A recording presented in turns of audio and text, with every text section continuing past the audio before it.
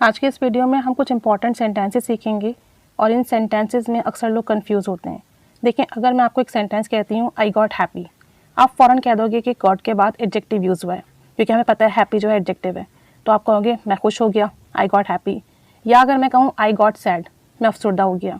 जब भी हम गेट या गॉट यूज़ करते हैं तो इसका मतलब होता है कि कुछ हो गया, ठीक है ना। अब ये वाले sentences I got happy, I got sad या आई गॉट मैड, मैं पागल हो गया, तो ये तो आसान है। लेकिन अगर मैं आपसे ये कहूँ आई गॉट कन्फ्यूज्ड, ये सेंटेंस लोगों को कन्फ्यूज़ करता है। आई गॉट कन्फ्यूज्ड, लोग कहते हैं कि शायद ये पैसिव का सेंटेंस है कि इसमें गॉट आ रहा है और फिर उसके बाद वर्ब की थर्ड फॉर्म आ रही है कन्फ्यूज्ड। यहाँ ये जो वर्ड है कन्फ्यूज्ड, ये वर्ब की थर्ड फॉर्म नहीं है, ये एडजेक्टिव है। बहुत सारे हमारे पास वर्ब की थर्ड फॉर्म एडजेक्टिव भी हैं, वर्ब की थर्ड फॉर्म भी हैं, वो वर्ब की थर्ड फॉर्म में भी यूज़ होते हैं और सेम एज एडजेक्टिव भी यूज़ होते हैं। जैसे कन्फ्यूज्ड है, एम्बैरेस्ड है, एग्जॉस्टेड है, डिप्रेस्ड है, अम्यूज्ड है। ये सुनने में आपको लगता है वर्ब की थर्ड फॉर्म है, हमें वर्ब की थर्ड फॉर्म ही पता है, लेकिन ये एडजेक्टिव भी होते हैं। अगर आप सेंटेंस में आप सुनते हो I got confused in the interview, मैं इंटरव्यू में कन्फ्यूज्ड हो गया, तो आप कहोगे कन्फ्यूज़ हो गया तो ये ज़रूर जो है पैसिव है या वर्ब की थर्ड फॉर्म यहाँ यूज़ हुई है। ऐसा नहीं है, यहाँ गॉट के बाद confused as a adjective use हुआ है। आज हम यही डिस्कस करेंगे, ठीक है। जब कभी भी आप गॉट के बाद कन्फ्यूज्ड है या एम्बैरेस्ड है या इस तरह के आप वर्ड्स देखते हो तो ये वर्ब की थर्ड फॉर्म नहीं होते, ये आपके एडजेक्टिव होते हैं, क्योंकि ये स्टेट बताते हैं कि आपके साथ क्या हो गया, मतलब आपकी फीलिंग्स या इमोशंस बताते हैं। आपको जो है ना एडजेक्टिव का काम करते हैं, आप कैसा महसूस कर रहे हो वो बताते हैं। कोई एक्शन नहीं हो रहा। अब आई गॉट कन्फ्यूज्ड, मैं कन्फ्यूज़ हो गया, इसमें कोई काम तो नहीं हो रहा, कोई एक्शन नहीं हो रहा, इसमें सिर्फ आप ये बता रहे हो कि आप उलझ गए, इंटरव्यू में आप परेशान हो गए। तो आपने अपनी स्टेट बताई, अपनी कंडीशन बताई। तो जब कभी भी आप अपने कोई स्टेट बताओ, कंडीशन बताओ कि आपको कैसा महसूस हुआ, तो वहाँ पर गॉड के बाद एडजेक्टिव यूज़ होता है। अब वो एडजेक्टिव अगर सिंपल है, हैप्पी है, सैड है, तो आप समझ जाओगे। लेकिन अगर वो ऐसा एडजेक्टिव है जो कि वर्ब की थर्ड फॉर्म भी यूज़ होती है, तो फिर कन्फ्यूजन होती है। तो अब हम इन सेंटेंसेस को बनाते कैसे हैं। सब्जेक्ट के बाद हमारा आता है हेल्पिंग वर्ब। अगर आप ऐसा टेंस यूज़ कर रहे हो जिसमें हेल्पिंग वर्ब आता है, जैसे मैं कहूँ मैं कन्फ्यूज़ हो रहा हूँ, तो मैं एम यूज़ करूँगी कि प्रेजेंट कंटिन्यूस है, ठीक है ना। तो अगर आपका ऐसा सेंटेंस है जिसमें हेल्पिंग वर्ब यूज़ हो तो हेल्पिंग वर्ब लगाइएगा, और अगर ऐसा सेंटेंस है जिसमें हेल्पिंग वर्ब यूज़ नहीं हो तो फिर नहीं लगेगा। फिर आएगा गेट या गॉट, या अगर आपका प्रेजेंट कंटिन्यूस है तो गेटिंग हो जाएगा। इस तरीके से गेट में चेंजेस आएंगी और फिर आपका एडजेक्टिव आएगा, ठीक है। एक सेंटेंस देखें, मैं उलझन में पड़ गया, कन्फ्यूज़ हो गया इंटरव्यू में, तो मैं कहूँगी आई के बाद आएगा गॉट, पास्ट है, आई गॉट फिर confused, I got confused in the interview, मैं इंटरव्यू में कन्फ्यूज़ हो गया। एक और सेंटेंस देखें, इसी को ही देखें, कन्फ्यूज वर्ड को ही देखें, एडजेक्टिव को ही देखें, वो हमेशा उलझती रहती है, कन्फ्यूज रहती है।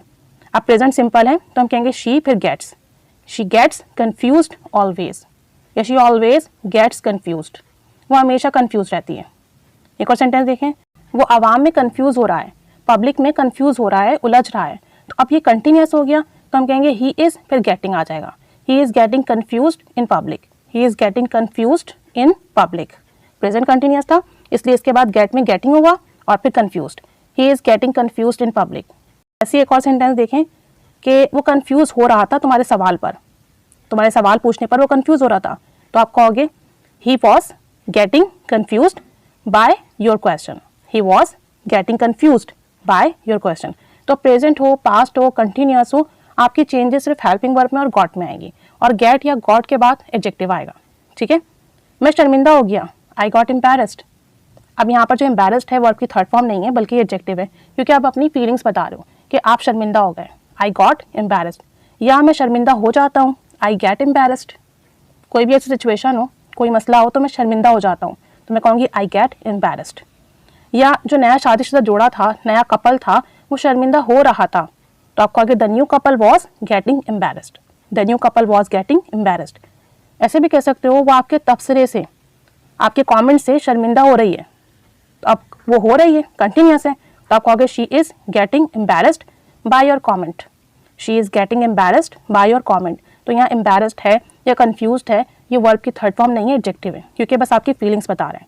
ऐसे अगर मैं कहूँ कि वो काम के बाद थक गई, तो हम कहेंगे she got exhausted after work, she got exhausted after work. अब यहाँ जो एग्जॉस्टेड है वो वर्ब की थर्ड फॉर्म नहीं है, वो एडजेक्टिव है, she got exhausted after work.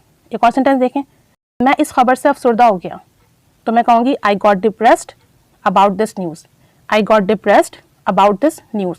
तो अब जब आप रीडिंग करते हो या आप इस तरह से सुनते हो, तो अब आपको ये नॉलेज होना चाहिए कि कौन सा आपका जो एडजेक्टिव है वो वर्ब है या एडजेक्टिव है। तो आप इसकी लिस्ट आपको इजीली मिल जाएगी। आप सर्च कीजिए, रीड कीजिए, जैसे कि बोर्ड है, अम्यूज्ड है, डिप्रेस्ड है, फ्रस्ट्रेटेड है, अलार्म्ड है या शॉक्ड है। ये जो वर्ब है ये वर्ब की थर्ड फॉर्म भी हैं और साथ साथ एडजेक्टिव भी हैं।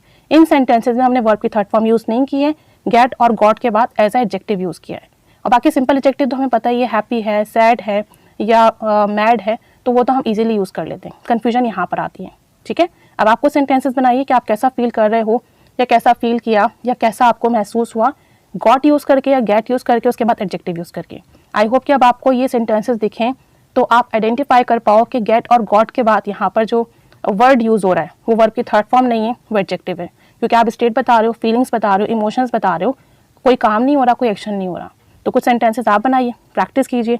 Keep staying with us. Thanks for watching.